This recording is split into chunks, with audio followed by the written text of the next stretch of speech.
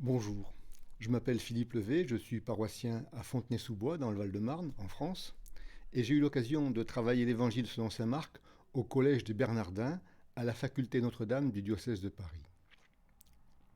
Les prêtres de Fontenay-sous-Bois m'ont demandé de conduire 5 entretiens pour aider à entrer dans l'épaisseur et le mouvement de l'Évangile selon saint Marc. Alors aujourd'hui, je commencerai par une introduction générale et le prologue, et puis ensuite, au fil des entretiens, nous irons de plus en plus profondément dans cet évangile qui est à la fois très simple, vous verrez, mais qui réserve aussi quelques surprises, on le verra à la fin. Avant de commencer, je voudrais remercier Godefroy qui est à ma droite, sans qui ces entretiens n'auraient pas pu avoir lieu. Bonjour. Voilà, merci Godefroy. Bien, alors je commence. Lecture de l'Évangile selon saint Marc. Dimanche après dimanche, les homélies commentent l'Évangile, mais par petits bouts, si je puis m'exprimer ainsi. Et nous n'avons finalement que très peu l'occasion d'entrer dans une perspective d'ensemble d'un Évangile en ayant quelques clés pour en faciliter une lecture priante. Or, c'est intéressant parce que chaque évangéliste porte un regard particulier sur Jésus et sur son message. C'est un peu comme si on avait 4 regards différents sur la même montagne. Selon l'angle sous lequel on la regarde, la montagne peut nous paraître très différente, et pourtant c'est bien de la même montagne dont il s'agit. Pour les évangiles, c'est un peu la même chose. D'ailleurs, on parle de l'évangile selon saint Matthieu, selon saint Marc, selon saint Luc, selon saint Jean. Et c'est important de réaliser cela parce que la religion chrétienne n'est pas une religion du livre, contrairement à ce qu'on entend trop souvent. C'est une religion de la parole, fondée sur les témoignages vivants, sur une personne vivante, Jésus, Christ et Fils de Dieu. Les évangiles ont été écrits pour que nous puissions entrer en relation avec cette personne vivante, à la fois de manière personnelle et en Église, parce que si le Christ nous aime personnellement, il ne nous aime pas isolément. Mais comment faire pour que nous puissions en vivre au quotidien ? Eh bien, pour y aider, je propose d'entrer dans le mouvement d'ensemble de l'évangile de Marc pour en faciliter cette lecture priante, donc, qui fasse exploser l'évangile, selon la formule de Madeleine Delbrel. En espérant éveiller en vous le désir d'aller plus loin, plus profondément. Alors, quelques indications pratiques. Ces entretiens ont été préenregistrés. Mais une adresse mail a été mise en place afin que vous puissiez réagir, poser vos questions, formuler vos observations, etc. Elle s'affiche à l'écran. De plus, le texte de ces interventions sera aussi mis en ligne sur le site des paroisses de Fontenay-sous-Bois à l'adresse qui s'affiche également. Pourquoi l'évangile de Marc ? D'abord, bien sûr, parce que c'est celui que nous allons lire cette année, dimanche après dimanche, à la messe. Mais aussi, plus profondément, parce que c'est à la fois le premier évangile à avoir été écrit, d'une part, le plus court et le plus simple, d'autre part. Marc est le premier évangile à avoir été écrit une trentaine d'années environ après la mort du Christ. Ce délai ne doit pas nous surprendre, dans la mesure où il faut bien avoir en tête les 3 étapes qui ont conduit à la rédaction de ce que nous appelons aujourd'hui les évangiles. Première étape, Jésus. Jésus n'a rien écrit lui-même. Jésus a vécu tout simplement, proclamant la venue d'un mystérieux royaume et appelant à sa suite des disciples pour continuer cette proclamation en son nom, avant de mourir dans des conditions particulièrement atroces et infamantes sur une croix. L'affaire aurait pu s'arrêter là, mais voilà, 1, qu'il ressuscite au matin de Pâques, 2, qu'il apparaît vivant à plusieurs disciples, et même à 500 à la fois, écrira Paul dans la première lettre aux Corinthiens, au chapitre 15, verset 6, et 3, qu'une fois retourné au ciel, il envoie l'Esprit Saint, après avoir demandé à ses disciples de proclamer la bonne nouvelle de sa mort et de sa résurrection, je cite, dans le monde entier. Marc, chapitre 16, verset 15. À partir de là commence la deuxième étape, les débuts de l'Église, qui sont racontés notamment dans le livre des Actes des Apôtres. Remplis de l'Esprit Saint, les disciples font ce que leur avait commandé Jésus. Ils partent annoncer cette bonne nouvelle en proclamant tout ce qu'ils avaient vécu quand ils étaient avec Jésus, pendant les 3 années de sa vie publique. Il faut se rappeler que nous sommes dans des pays de civilisation orale. ce que Jésus a dit et fait a d'abord été transmis oralement par ses témoins directs. Le but n'était pas de faire un reportage journalistique ou d'écrire un roman sur la vie de Jésus, mais de faire comprendre qui il était, la manière souvent étonnante et décisive dont il réagissait par rapport à telle ou telle situation. Puis, troisième étape, avec la disparition de la première génération de chrétiens, celle des témoins oculaires, est apparue la nécessité de mettre par écrit ce qui faisait jusqu'ici l'objet de récitatifs oraux, pour en conserver fidèlement la mémoire. C'est la troisième étape, celle de la rédaction des évangiles. Le premier qui s'y attelle, c'est donc Marc. Marc a vraisemblablement accompagné Paul dans ses voyages missionnaires et on pense qu'il a été avec Pierre à Rome. Il était par conséquent très bien placé pour recueillir les témoignages de la bouche même de Pierre. Et on peut estimer qu'il a écrit son évangile à Rome entre 64 et 70. Avant 70, parce qu'il n'y a pas vraiment de traces en Marc de la guerre juive de 66-70 qui s'est conclue par la prise de Jérusalem. Et après 64, de notre côté, c'est-à-dire après l'incendie de Rome, dont l'empereur Néron a fait porter la responsabilité aux chrétiens, parce que, inversement, dans le discours eschatologique, en Marc 13, on trouve comme une trace du contexte de persécution qui s'en est suivi. De ce point de vue, Marc, c'est un peu un évangile pour les temps difficiles. On y reviendra. Plus généralement, il faut aussi avoir présent à l'esprit 3 points au moment d'entrer dans cet évangile. D'abord, une précision sur le mot évangile. Le mot évangile ne désignera lui-même le récit qu'à partir du siècle suivant, au IIe siècle, avec saint Justin. Au temps de Marc, un évangile, ce n'est pas un récit, mais une bonne nouvelle, qui annonce notamment l'intronisation d'un nouveau roi.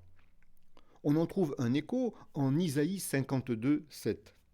Je cite, « Qu'ils sont beaux sur les montagnes, les pas du messager qui annonce la paix, qui porte la bonne nouvelle, qui annonce le salut, qui dit à Sion, il règne ton Dieu. » Ce verset constitue déjà, en quelque sorte, une orientation pour lire Marc. Deuxième point, pour rédiger son récit, Marc choisit de suivre le schéma de la prédication de Pierre à Jérusalem, tel qu'on peut le trouver dans les Actes des Apôtres au chapitre 2, versets 22 à 24. Il raconte la vie de Jésus en une seule montée à Jérusalem. Matthieu et Luc le suivront dans ce schéma. Et il faudra attendre Jean pour savoir que la vie publique de Jésus, en fait, a duré 3 ans. Troisième point. Marc écrit en grec. Le grec, à ce moment-là, c'est la langue commune du bassin méditerranéen, vous voyez, mais ce n'est pas un grec savant et élégant comme celui de Luc. Non, c'est plutôt une sorte de grec commercial, vous voyez, le pidgin English de l'époque. Son grec est très pauvre. Et paradoxalement, c'est un avantage, parce que la répétition de certains mots ou expressions, leur positionnement dans le texte, font plus facilement sens. Je vous en donne tout de suite 2 exemples. Premier exemple, il n'y a que 2 emplois du verbe boao, crier, en saint Marc. Jean-Baptiste, la voix criant dans le désert de préparer le chemin du Seigneur, au chapitre 1, verset 3, à laquelle fait écho à la fin de l'Évangile, en 15-34, Jésus qui, sur la croix, cria d'une voix forte « Mon Père, pourquoi m'as-tu abandonné ?» D'une certaine manière, tout Marc est pris entre ces 2 cris, on le verra. Le cri de la proclamation, le cri de Jésus sur la croix.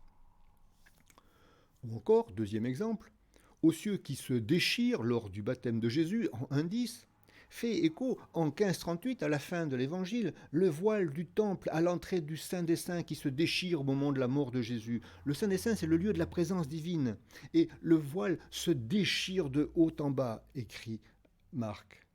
C'est le verbe schizo qui est employé dans les 2 cas, et ce sont là les 2 seuls emplois de ce verbe schizo dans tout le récit de Marc. Au passage, Marc, Matthieu et Luc écriront qu'au baptême, les cieux s'ouvrent. C'est le verbe anoigo, en Matthieu 3,16 et Luc 3,21. pour montrer la réalisation de la prière du prophète Isaïe au chapitre 63, verset 19 et suivant. Ah, si tu ouvrais les cieux et descendais. Mais Marc, lui, a préféré parler de déchirure. Parce que la différence entre ce qui s'ouvre et ce qui se déchire, c'est que ce qui se déchire ne peut pas se refermer.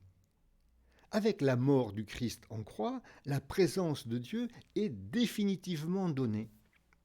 Et au passage, on a peut-être là l'exemple concret du regard différent porté par chaque évangéliste sur un même événement. Ouverture des cieux chez Matthieu et Luc pour montrer l'accomplissement de l'écriture, déchirure chez Marc pour montrer qu'avec la mort de Jésus en croix, la présence de Dieu nous est paradoxalement définitivement donnée. De plus, le vocabulaire théologique n'existe pas pour exprimer les réalités de foi. Par exemple, le verbe ressusciter n'existe pas en grec. Comment traduire une réalité qui est pour eux absolument inouïe, inexprimable? Marc prend alors deux verbes du langage courant qui, en grec, sont synonymes. Les verbes egeiro et anistémie. Se lever, se réveiller, se dresser, se relever. Egeiro et anistémie. Retenez ces deux verbes, on les rencontrera souvent. Inversement, il y a des éléments qui n'apparaissent que dans le texte grec et que les traductions, parfois, ont du mal à rendre. Par exemple, l'expression ente hodo, sur le chemin, est structurante de la montée à Jérusalem entre 8,27 et 10,52. Mais parfois, elle n'est pas conservée telle quelle dans les traductions. Donc, on fera un tout petit peu de grec, comme ça, au passage, rassurez-vous, c'est bien simple, parce que de manière, mon niveau ne permet pas d'aller au-delà, mais ce n'est pas pour faire savant, mais tout simplement pour mieux entrer dans cet évangile. Enfin, il faut comprendre qu'à cette époque, on n'écrit pas aussi facilement qu'aujourd'hui. Écrire à l'époque, c'est un métier. Et puis surtout, le support pour écrire est rare et cher. Donc, on tasse le plus possible, sans ponctuation, parce qu'il n'en existe quasiment pas en grec. Et puis, sans division du texte, puisque la répartition du texte en chapitres et en versets n'interviendra qu'au Moyen Âge. Pour illustrer cela, voici un exemple d'un extrait de l'Alexandrinus, un des témoins les plus anciens de la Bible complète que nous ayons actuellement. Vous aurez sûrement reconnu Marc 6, 27, 54. Prenons par exemple, excusez-moi. En revanche, si vous voulez, ça peut avoir une incidence sur la manière dont on traduit, peut avoir une incidence sur l'interprétation des versets. Prenons par exemple un exemple avec les premiers versets de Marc. Littéralement, commencement de l'évangile de Jésus-Christ, Fils de Dieu, selon qu'il est écrit, avec une citation de l'Ancien Testament qui suit. Si en traduisant, on met un point après Fils de Dieu, comme dans la Bible de Jérusalem par exemple, on fait du verset 1 un titre de tout le récit, en le séparant de ce qui suit. A fortiori, si on supprime le selon que au début du verset 2, comme dans la traduction liturgique par exemple. Vous voyez, on sépare la citation du verset 1. Et le verset 1 devient un titre. Mais si on laisse tel quel, et qu'on traduit seulement en mettant 2 points à la fin du premier verset, comme la Tobe par exemple, ou mieux encore si on met juste une virgule, alors là c'est différent. On rattache le verset 1 à la citation, comme si on disait « Voici le commencement de l'évangile de Jésus-Christ, Fils de Dieu, comme l'a annoncé l'Ancien Testament. » En fait, il faut tenir les deux à la fois. D'une part, le verset 1 est bien un titre. Le récit n'est que le commencement de l'évangile. Mais d'autre part, on ne peut pas dissocier ce verset 1 de la suite. Pourquoi ? Parce que dans l'évangile de Marc, l'expression selon qu'il est écrit, katos et graptai, se rattache toujours à ce qui précède. Vous en avez 5 exemples qui s'affichent à l'écran. Pourquoi en serait-il différemment dans les premiers versets ? À la différence de Matthieu et Luc, Marc n'a pas fait de récit de l'enfance de Jésus, mais il a voulu ancrer son récit dans l'Écriture. Celui dont on va parler, c'est celui qui est annoncé par tout l'Ancien Testament depuis le commencement en Genèse 1:1, comme il est maintenant annoncé par Jean-Baptiste. Dans ce contexte, on comprend que Marc est écrit à la fois un texte court et simple.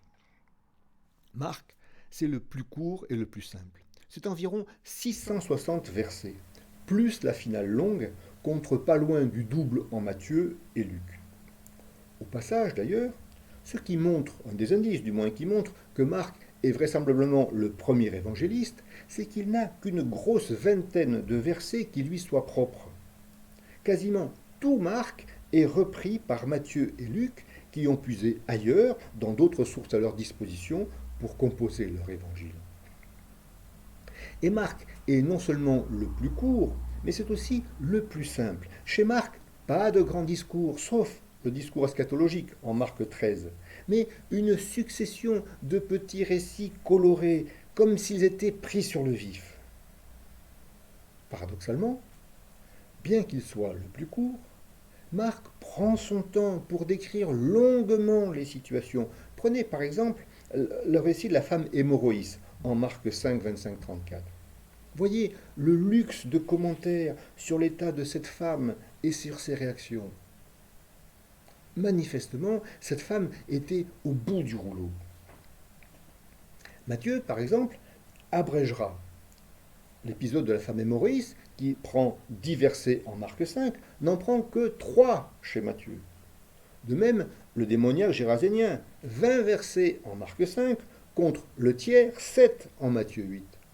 Ou encore, le démoniaque épileptique, 16 versets en Marc 9, contre la moitié, 8 en Matthieu 17. Alors que Matthieu fait quasiment le double. Donc oui, d'une certaine manière, Matthieu c'est comme le grand abréviateur de Marc, paradoxalement. Pour reprendre l'exemple de la montagne dont je vous parlais en introduction, on pourrait prendre différentes représentations de la montagne Sainte-Victoire, par exemple, à côté d'Aix-en-Provence, par le peintre Cézanne.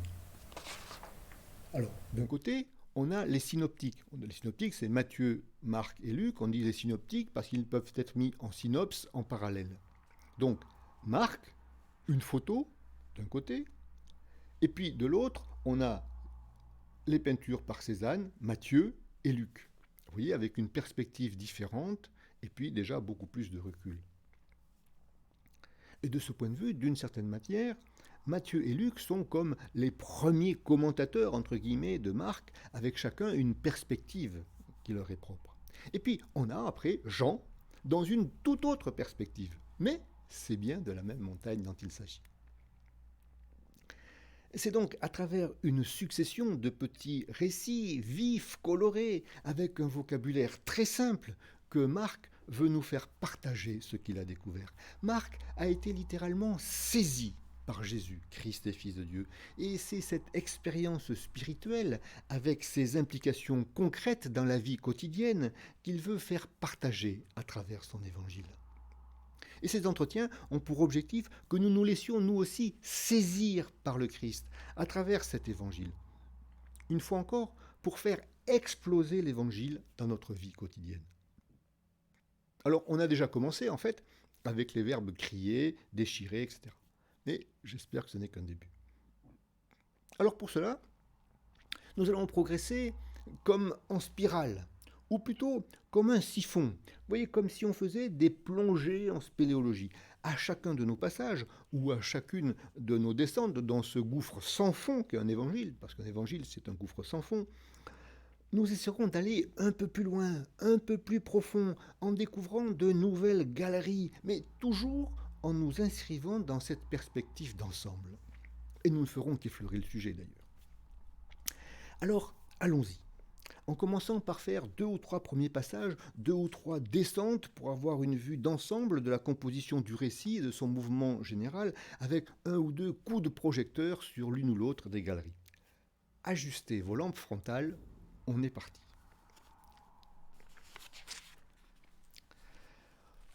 En première approche, l'évangile selon saint Marc est assez simple. Après le prologue, qui va du verset 1 au verset 13 ou verset 15 du chapitre 1, on peut en discuter, on en reparlera, qui comporte le titre que nous avons vu au premier verset, commencement de l'évangile de Jésus-Christ, Fils de Dieu. L'évangile selon saint Marc est en deux parties. La première, de 1,14 à 8,30, est une quête de l'identité de Jésus. Mais qui est-il vraiment cet homme qui parle ainsi d'un mystérieux royaume de Dieu? Qui est-il celui qui a cette autorité? D'où lui vient cette autorité? Et cette première partie se conclut par la confession de foi de Pierre à Césarée, en 8, 27, 30. Toi, tu es le Christ, qui fonctionne comme un pivot central de l'évangile, du récit.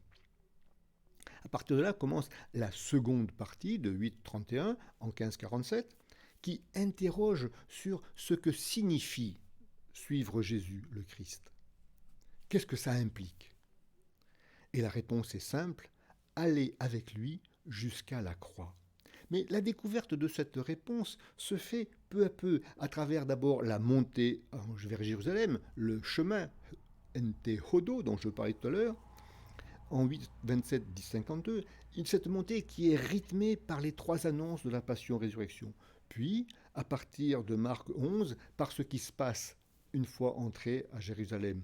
Les controverses, les grandes explications avec les autorités juives, Marc 11, 12, le discours eschatologique en Marc 13. Et tout ça se conclut par l'arrestation de Jésus, sa passion, sa mort, sa mise au tombeau, Marc 14, 15. Avec, en 1539, la confession du centurion au pied de la croix. Je cite, « En vérité, cet homme était fils de Dieu ». Ces deux parties sont suivies d'un épilogue qui est lui-même en deux parties en 16, 1, 20. D'abord, un coup de théâtre avec l'épisode de la venue des femmes au tombeau en 16, 1, 8, appelé la finale courte, on y reviendra. Jésus a été ressuscité, littéralement éguerté, c'est le verbe égeiro. Il a été relevé. Puis les apparitions de Jésus ressuscité et l'envoi des disciples en mission en 16, 9, 20, épisode qu'on appelle la finale longue. On y reviendra aussi. Donc au bilan, vous voyez, il s'agit 1. De confesser que Jésus est Christ et Fils de Dieu, 2. D'aller avec lui jusqu'à la croix, 3. En annonçant la venue du royaume, 4. Pour avoir part avec lui à sa résurrection. C'est finalement assez simple.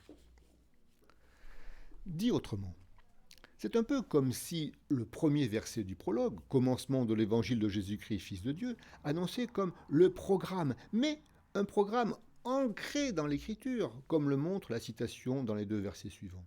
Le récit va parler de Jésus, pour montrer que Jésus est le Christ, c'est-à-dire le Messie d'Israël annoncé par les Écritures. C'est acquis à la fin de la première partie, avec la confession de Pierre à Césarée en 8.30. Et puis 2, pour montrer qu'il est le Fils de Dieu. Alors là, Dieu intervient lui-même au début de chacune des deux grandes parties pour reconnaître Jésus comme étant son Fils, avec une révélation progressive. D'abord, première partie, lors du baptême de Jésus. « Toi, tu es mon Fils bien-aimé, en toi j'ai mis toute ma joie. » Chapitre 1, verset 11. Mais cette proclamation s'adresse à Jésus seul. Et seul le lecteur en est indirectement rendu témoin. Puis, au début de la deuxième partie, lors de la transfiguration, je cite, « Celui-ci est mon Fils, le bien-aimé, écoutez-le » chapitre 9, verset 7. Là, on voit que la révélation s'élargit. Les trois disciples qui sont présents avec Jésus, Pierre, Jacques et Jean, en sont aussi les témoins. Bien plus, en disant « écoutez-le », pendant la transfiguration, tout se passe comme si le Père s'effaçait en quelque sorte devant Jésus. C'est un peu comme si Dieu disait « Si vous voulez me connaître, c'est lui, Jésus, qu'il faut écouter. » Du coup, la révélation de Jésus comme Fils de Dieu semble également acquise à la fin du récit avec la proclamation du centurion au pied de la croix. Vraiment, cet homme était Fils de Dieu. C'est un peu comme si cette révélation avait commencé à atteindre les païens à travers ce centurion romain. D'autant plus que Jésus ressuscite.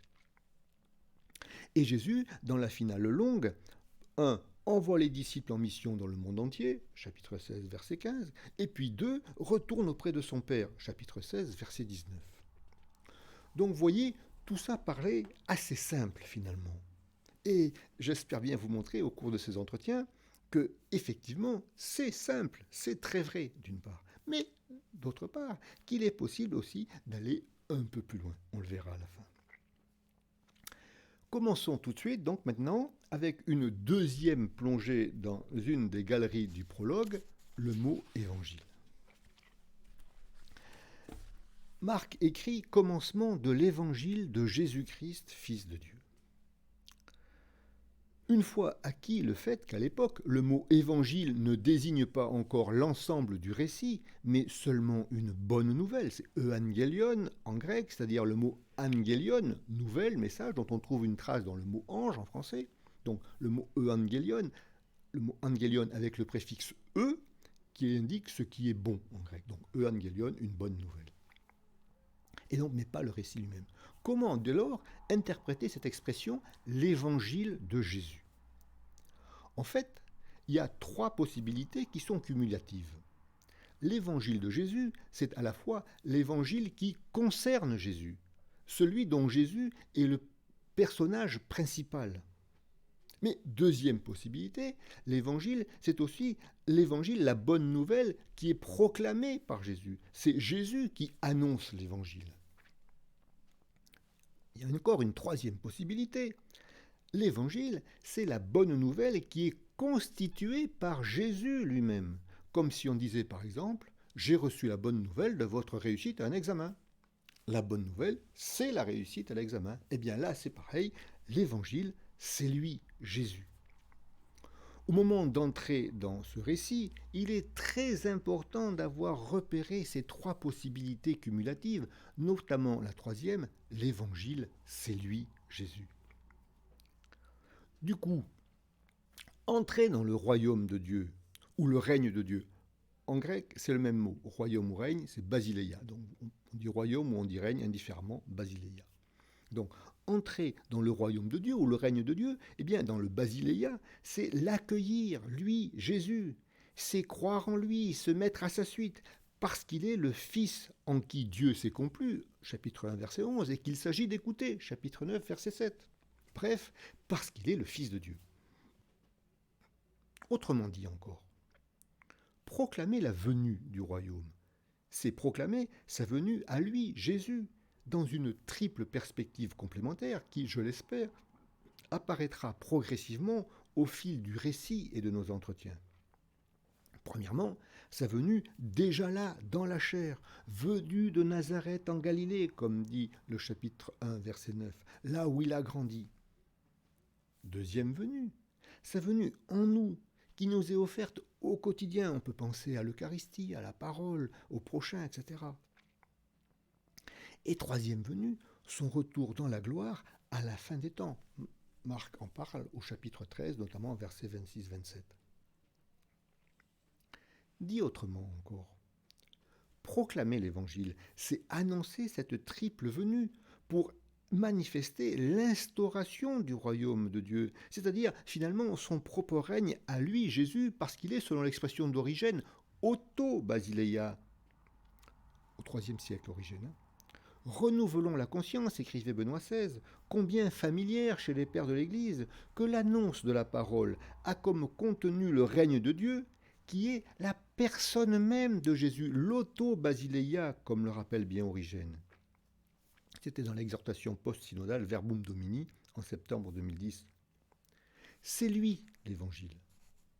Par conséquent, le but de nos entretiens est de nous aider à faire en sorte que Jésus vienne régner dans nos cœurs, sur notre vie quotidienne et parmi nous, pour peu qu'on accepte de le suivre et de lui faire confiance en ouvrant notre cœur.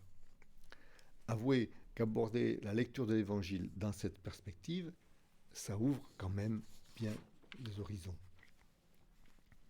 Alors vous me direz, mais qu'est-ce qui permet concrètement d'affirmer l'Évangile, c'est Jésus, en lisant Marc? Et pourquoi n'est-ce pas plus clair de prime abord en lisant ce récit? D'abord, qu'est-ce qui permet d'affirmer que l'Évangile, c'est Jésus en lisant Marc? Plusieurs éléments. J'en présente trois. Premier élément, la place particulière occupée par le mot évangile chez Marc. 8 emplois en Marc, contre 4 seulement en Matthieu et 0 en Luc et Jean.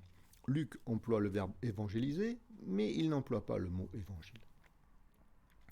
Mais les 4 emplois de Matthieu sont toujours accompagnés d'une précision. C'est 3 fois l'évangile du royaume et une fois cet évangile. Alors que sur les 8 emplois en Marc, 6 sont dans un sens absolu. C'est l'évangile, point. Dont 2 sont particulièrement intéressants. En 8,35 d'abord, quand Jésus déclare « Qui perdra sa vie à cause de moi et de l'évangile la sauvera ». Dans ce cas, la conjonction « et » kai en grec est explicative. Elle constitue un c'est-à-dire. À cause de moi, c'est-à-dire de l'évangile, dit autrement, à cause de moi et de la bonne nouvelle que je représente. Et on retrouve la même chose en 10,29, à cause de moi et à cause de la bonne nouvelle que je représente.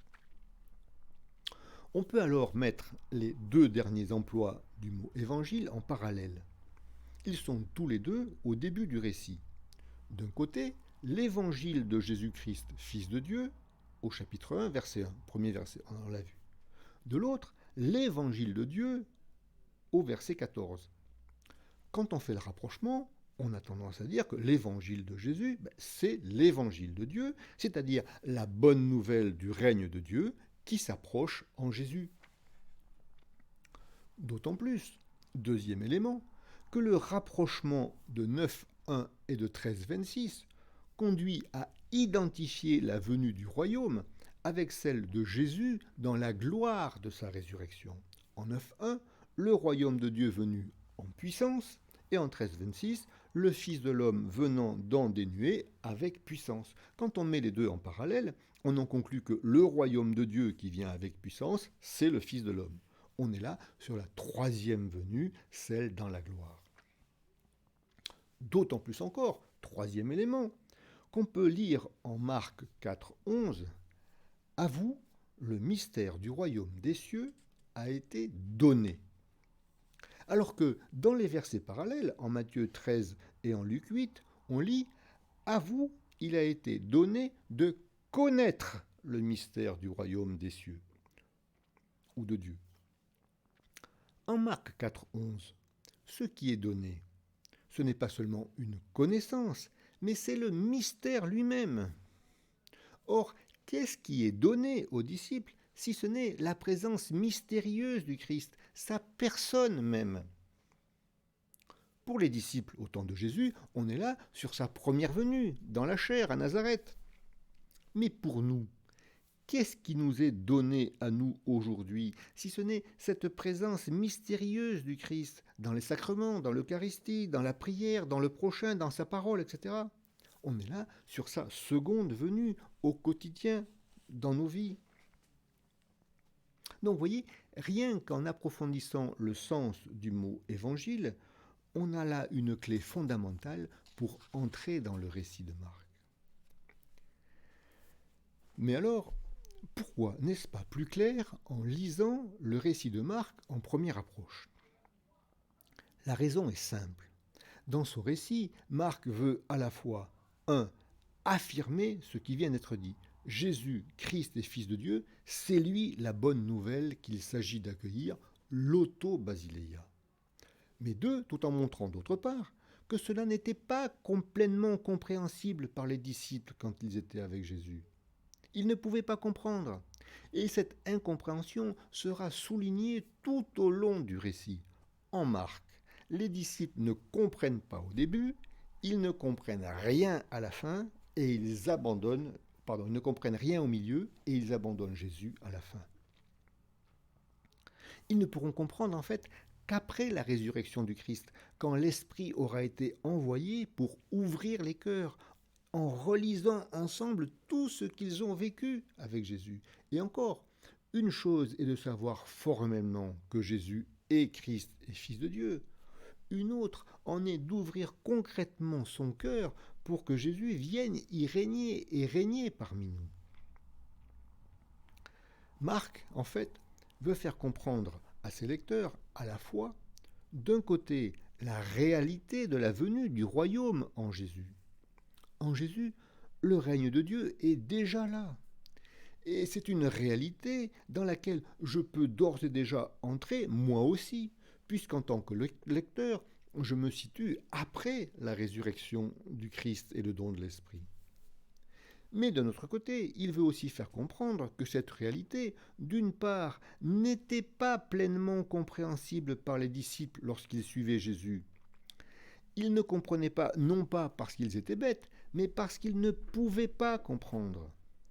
Mais viendrait un jour, après la résurrection et le don de l'Esprit, où eux aussi, ils pourraient comprendre et en vivre, pour peu qu'ils ouvrent leur cœur.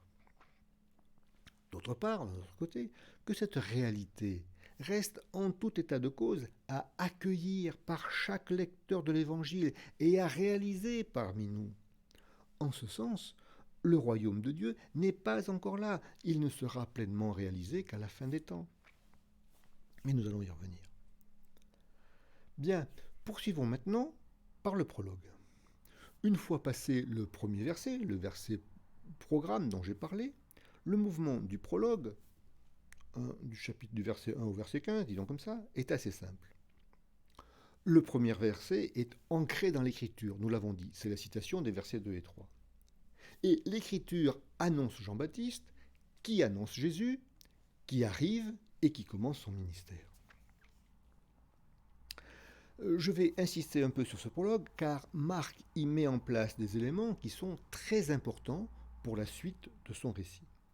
Premier point, l'écriture annonce Jean-Baptiste. Voici que j'envoie mon messager, etc. C'est la citation des versets 2 et 3.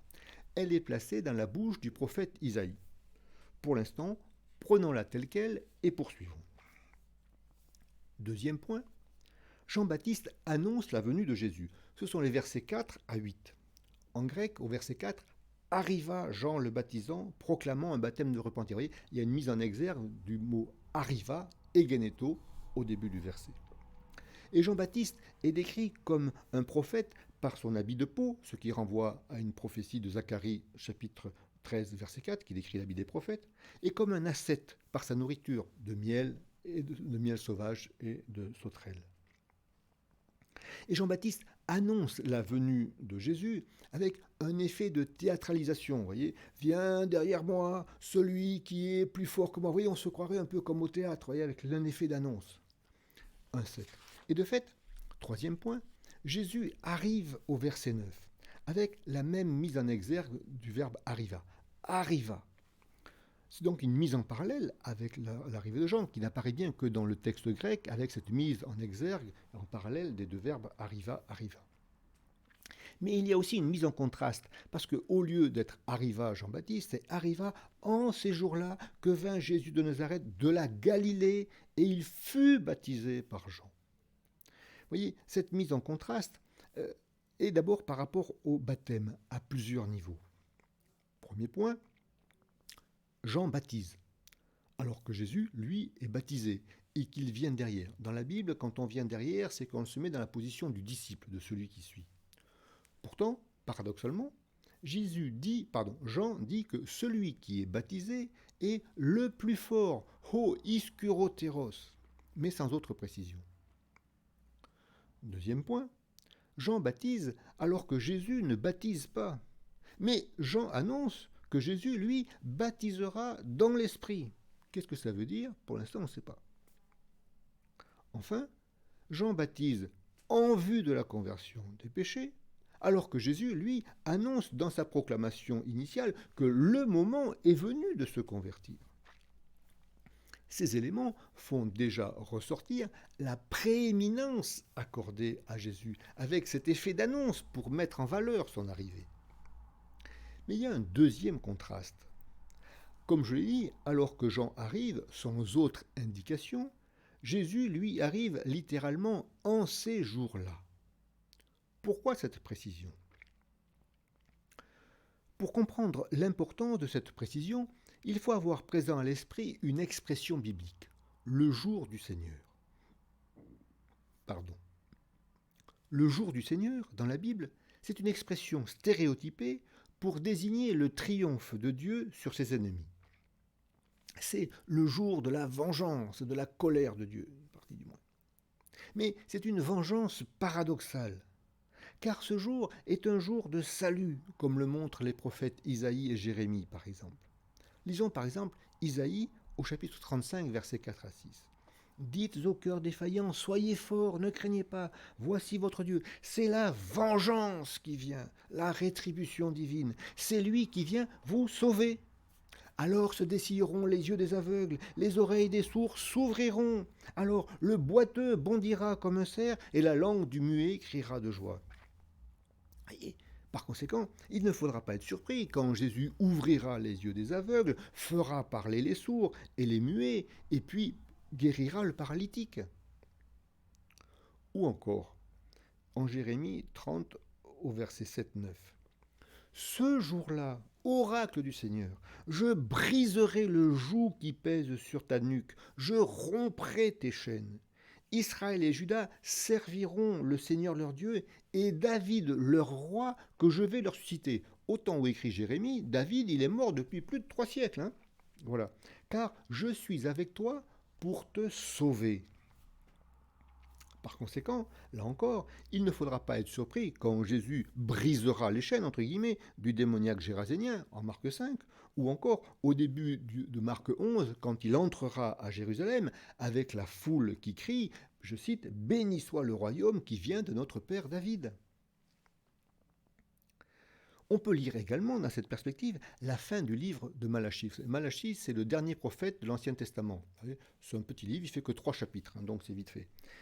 Et notamment, on peut lire le dernier chapitre, le début du dernier chapitre, les versets 20 à 5, et la fin du dernier chapitre, les versets 20 à 24. Lisons par exemple juste les 2 premiers versets du chapitre 3. Je cite. « Voici que je vais envoyer mon messager pour qu'il prépare un chemin devant moi. Qui pourra soutenir le jour de sa venue ?» Alors là, vous voyez, c'est d'autant plus étonnant qu'on croirait reconnaître une partie de la citation de l'Écriture placée en Marc 1,2. « Voici que j'envoie mon messager devant toi pour préparer ta route. » Je n'insiste pas pour l'instant, mais vous voyez bien que là, il y a quelque chose à creuser.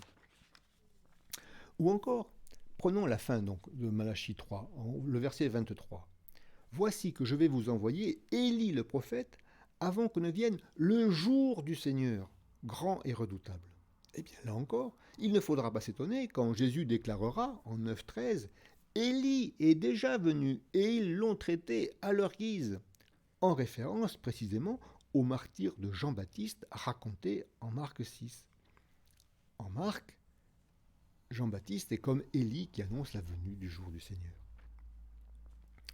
Donc, voyez, la référence à ces jours-là constitue un autre fil qui nous permet de lire le récit de Marc dans une atmosphère bien particulière.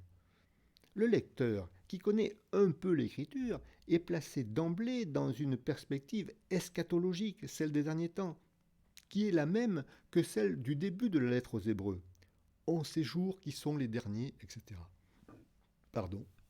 Avec, d'un côté, ce jour qui est déjà là avec la venue de Jésus. C'est le moment favorable, le kairos en grec. C'est ce que proclame Jésus en 1, 14, 15. Le temps est accompli. Littéralement, a été accompli le moment favorable. Peplerotai ho kairos. C'est approché le royaume de Dieu. Vous voyez, ce jour est déjà présent en Jésus qui est là. C'est le kairos, le moment favorable. D'un autre côté, cependant, ce jour n'est pas encore complètement manifesté. D'une part, parce que le mal est encore à l'œuvre, il suffit de voir autour de nous. Et puis, d'autre part, parce qu'il reste encore aux hommes à accueillir ce règne de Dieu en eux et parmi eux. C'est pourquoi Jésus proclame d'emblée « Convertissez-vous et croyez en l'Évangile ».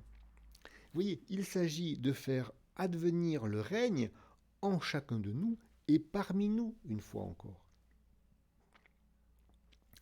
Et c'est dans la perspective de ces jours-là, celle du jour du Seigneur, qui est à la fois déjà là et pas encore là, que le premier dimanche de l'Avent de l'année liturgique B, celle dans laquelle nous sommes, donc la première lecture de l'année liturgique, si vous voulez, propose une lecture de l'Évangile, selon saint Marc, qui est tirée du discours eschatologique en Marc 13, 33, 37.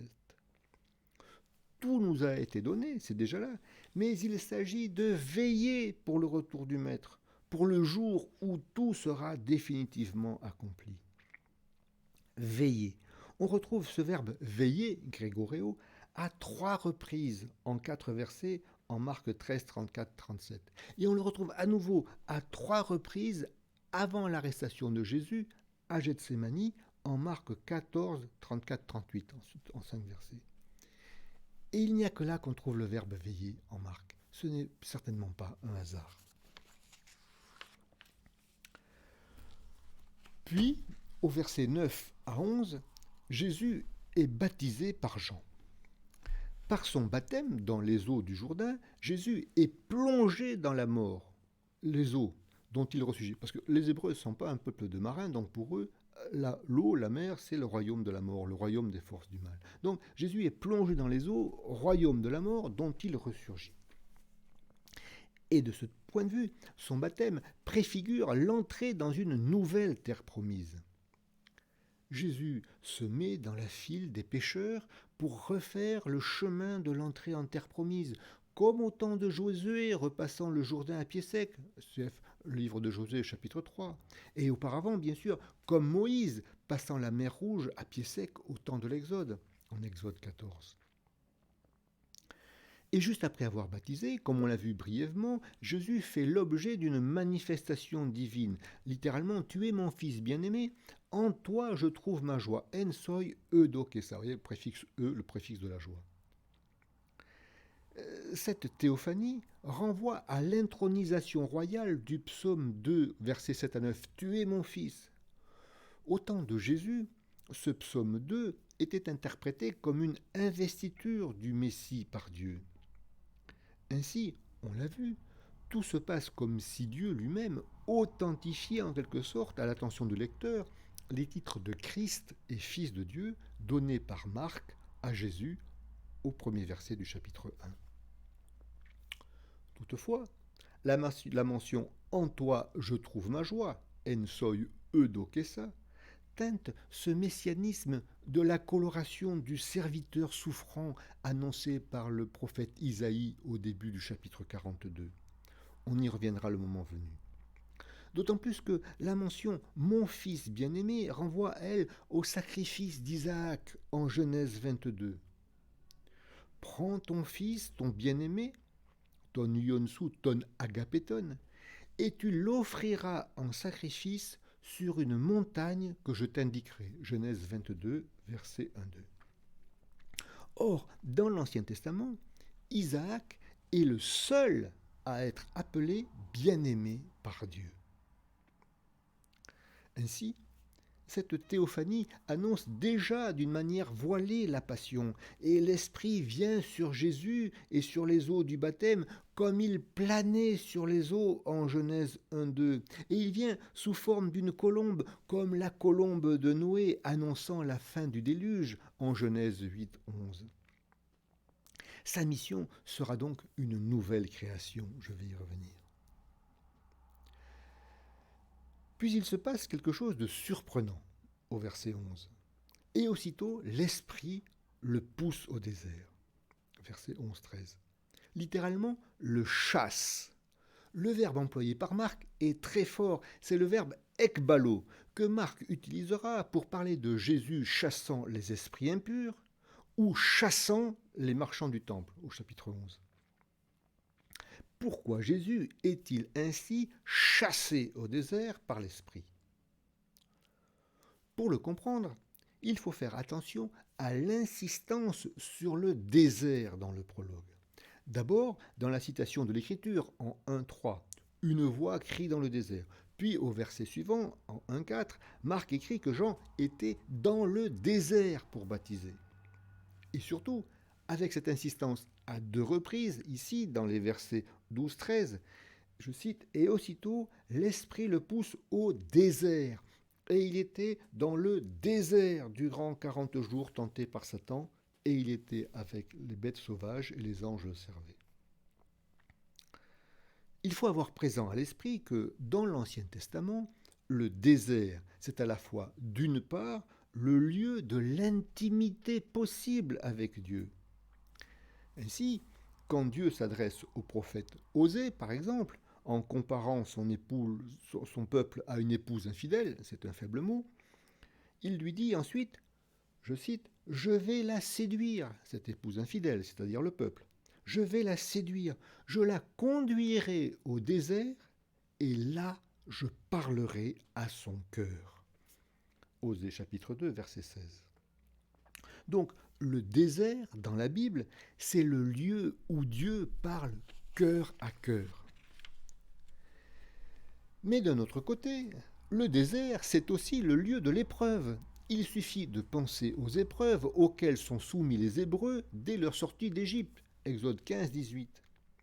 Et en raison de la défiance du peuple vis-à-vis de Dieu, cette épreuve devient une errance pendant 40 ans dans le désert.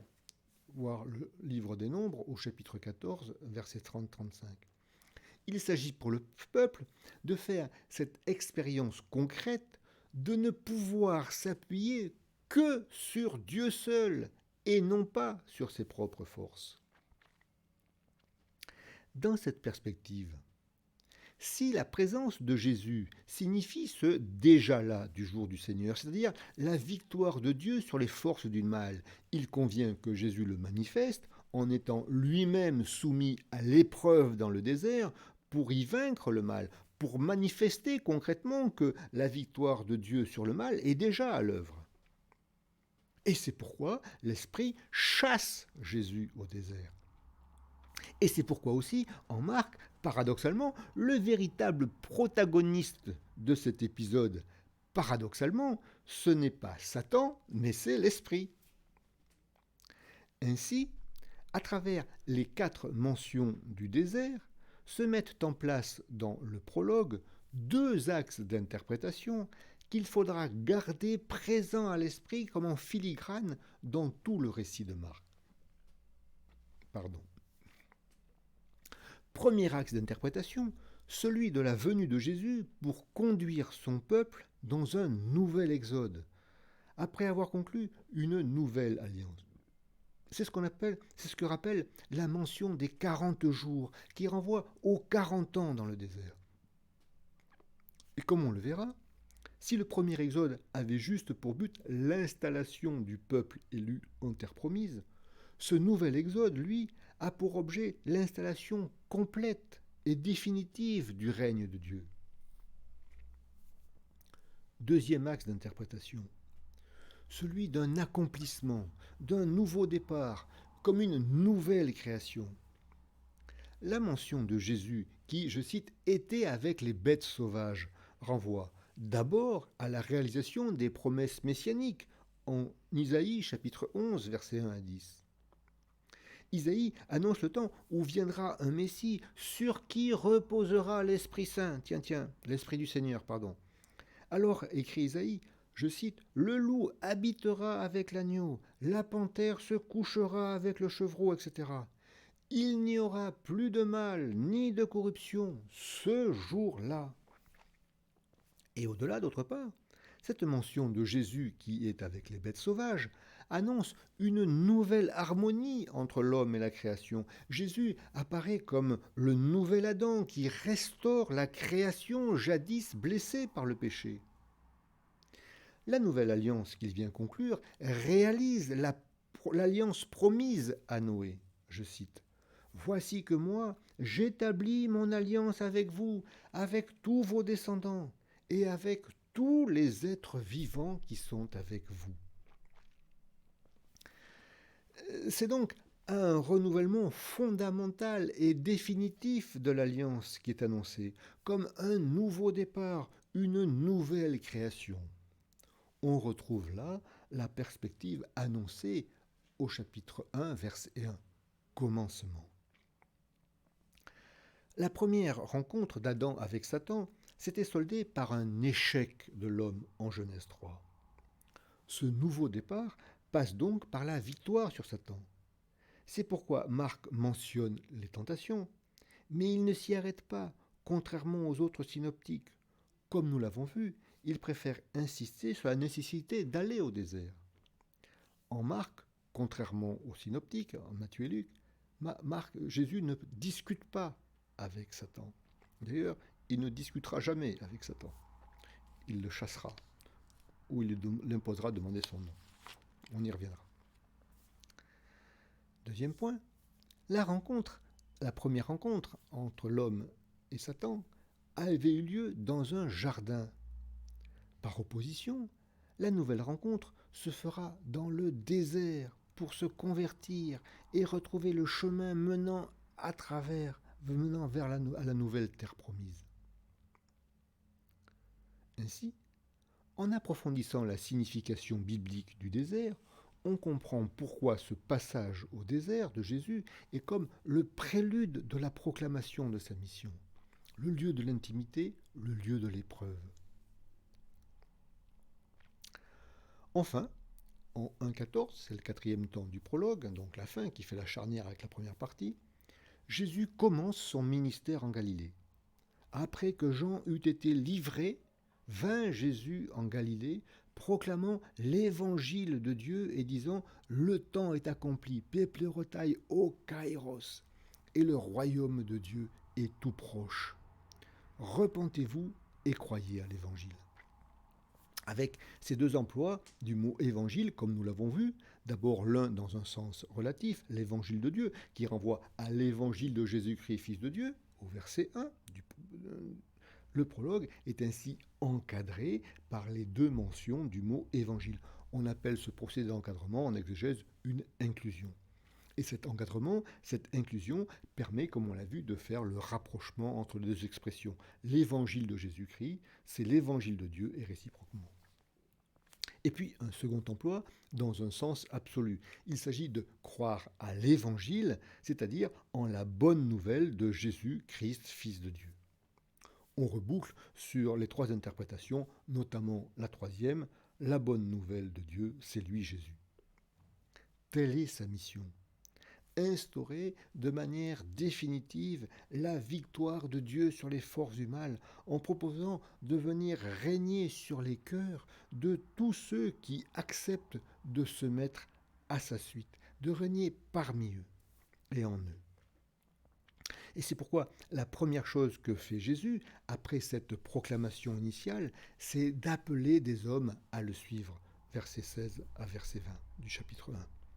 C'est le début de la première partie que nous aborderons la prochaine fois, mercredi 27 janvier à 20h30. Mais avant de plonger dans cette première partie, je commencerai ce deuxième entretien par établir comme une cartographie du second évangile en disant quelques mots complémentaires, d'abord sur le mouvement d'ensemble de l'évangile, du récit, et puis sur sa géographie. Puis nous aborderons les premiers chapitres de Marc jusqu'en 6a, donc les 5 premiers chapitres et le début du chapitre 6. 6a, c'est-à-dire la première moitié du verset 6 du chapitre 6. Ce qui est au passage une indication du fait que le découpage a été fait au Moyen-Âge et pas en fonction de la structure du texte. Bien. Donc, ces 5 premiers chapitres jusqu'au début du chapitre 6 et moitié du verset 6. Par conséquent, d'ici le 27 janvier, n'hésitez pas, si possible, à lire ces 5 premiers chapitres et le début du 6e jusqu'en 6a, voire mieux, à faire une première lecture de tout l'évangile de Marc. Ça ne prend que 2 heures au maximum, tout compris. En notant les lieux qui sont indiqués d'une part, de manière à faciliter le repérage de la géographie la prochaine fois. Il n'y en a pas beaucoup en fait. Et puis, d'autre part, en vous plaçant surtout comme si vous étiez vous-même quelqu'un qui s'est mis à la suite de Jésus et qui assiste aux différents épisodes de l'évangile qui se succèdent. Il s'agit de se laisser simplement impressionner au sens propre du terme. D'abord par les réactions des gens. Vous verrez, c'est étonnant. Ils sont surpris, ils sont dans la stupeur, ils s'étonnent, ils s'interrogent, ils sont parfois même émerveillés. Vous voyez, il y a tout ce mélange de réactions sur lesquelles Marc insiste. Et puis surtout, vous laissez impressionner par Jésus. ses réactions, ce qu'il dit, le regard de Jésus qui promène son regard, voyez, laissez-vous interpeller par ce regard de Jésus. Et d'ici là, bien sûr, eh bien, je reste à votre disposition par mail. Voilà, eh bien, merci pour votre attention et puis à très bientôt donc.